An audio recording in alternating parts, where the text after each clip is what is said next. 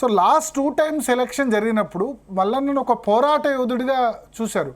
But ఇప్పుడు social మీడియాలో వ్యతిరేక ప్రచారం జరుగుతుంది. మల్లన్నకు వ్యతిరేకంగా మల్లన్న ఆస్తులు అంటున్నారు, అప్పులు అంటున్నారు, బ్లాక్ మెయిలర్ అంటున్నారు, ఇట్లా రకరకాలుగా వస్తుంది. ఎందుకు ఇట్లా వస్తుంది అంటారు? అంటే ఇక్కడ ఈ ఎన్నికల్లో గెలిచే సత్తా లేక టిఆర్ఎస్ పార్టీ, ముఖ్యంగా బిఆర్ఎస్ పార్టీ ఈ ఎన్నికల్లో ఎలాగైనా ఓటమి తప్పదని, ఎలాగైనా తీన్మార్ మల్లన్నని అడ్డుకోవాలనేటువంటి ఓ ప్రయత్నంతో ఈ రకరకాల కామెంట్లు చేస్తా ఉన్నాం. సో నేను ఆ కామెంట్లను పెద్దగా పట్టించుకోను ఫస్ట్ ఆఫ్ ఆల్. ఎందుకంటే నేనేందో పట్టభద్రులకు తెలుసు, నేనేందో తెలంగాణ ప్రజలకు తెలుసు కాబట్టి వాళ్ళు చెప్తున్నటువంటి పదాలు ఏవైతే ఉన్నాయో అవి కేసీఆర్ కుటుంబానికి సరిపడే పదాలు తప్ప తీన్మార్ మల్లన్న కుటుంబానికో లేకపోతే మా టీంకో సరిపడేటువంటి పదాలు కావు. అది ముఖ్యంగా కాంగ్రెస్ పార్టీకి అంతకంటే ఎక్కువ వర్తించవు కూడా.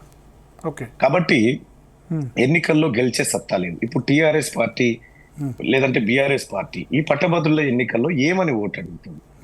అసలు ఫస్ట్ ఆఫ్ ఆల్ ఈ పట్టభద్రుల ఎమ్మెల్సీ ఉప ఎన్నిక ఎందుకోసం వచ్చింది? దీనికి మొదటగా సమాధానం చెప్పాలి కదా వాళ్ళు. ఈ సమాధానాలు చెప్పే శక్తి లేక, ప్రజలు అడిగే ప్రశ్నలకు ఏది ఏం చెప్పాలో అర్థం కాక, మా అభ్యర్థికి ఓటేయమని చెప్పడానికి ఏ అంశాలైతే చెప్పాలందో ఆ అంశాలు చెప్పకుండా కేవలం తీన్మార్ మల్లన్న మీద దుష్ప్రచారం చేసినంత మాత్రాన పట్టభద్రులు ఓటేస్తారనుకొని, లేకపోతే ఇంకొక సోషల్ మీడియాలో ఏదో బదనాం చేసినంత మాత్రాన పట్టభద్రులు ఓటేస్తారనేటువంటి గుడ్డి కాన్సెప్ట్ లో బీఆర్ఎస్ పార్టీ పోతా ఉంది. వాటిని నేను పెద్దగా పట్టించుకోవాల్సినటువంటి అవసరం లేదు.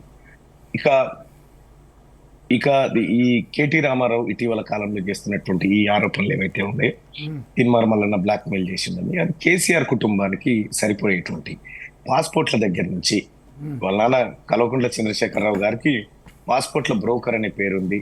లేకపోతే వాళ్ళ కుటుంబానికి సంబంధించి ఆయనని దుబాయ్ శేఖర్ అనేటువంటి మాటలు కూడా అంటారు. ఇక్కడ ఉన్నటువంటి ఈ జగిత్యాల, కరీంనగర్ ప్రాంతాల్లో, సిద్దిపేట ప్రాంతాల్లో ఉన్నటువంటి అమాయక ప్రజలను దుబాయ్ తీసుకుపోతా అని చెప్పి హైదరాబాద్ లో ఫ్లైట్ ఎక్కించి ముంబైలో దించి ఇదే దుబాయ్ అని చెప్పినటువంటి సందర్భాల్లో వాళ్ళ కుటుంబానికి అవ్వండి.